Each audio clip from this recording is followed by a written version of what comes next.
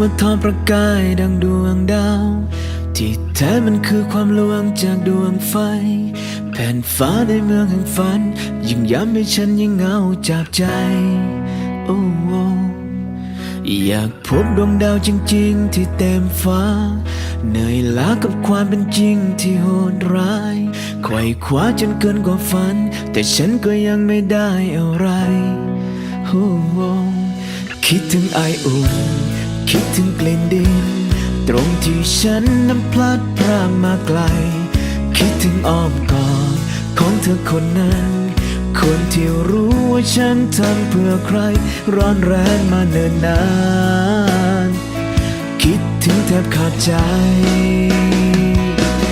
บางนี้ไม่รู้ว่าเธอเป็นอย่างไรเมื่ออยู่ไกลแสนไกลความผูกพันความห่วงใยนานเท่าไรรู้ไหมฉันยังจดจำรู้ไหมฉันยังไม่ลืมตรงนี้ยังมืดมนยังเหน็บหนาวเหงาเหลือเกินมีคนเป็นล้านก็เท่านั้นในเมืองที่มีผู้คนมากมายยิ่งเหงาในใจเท่าไรยิ่ง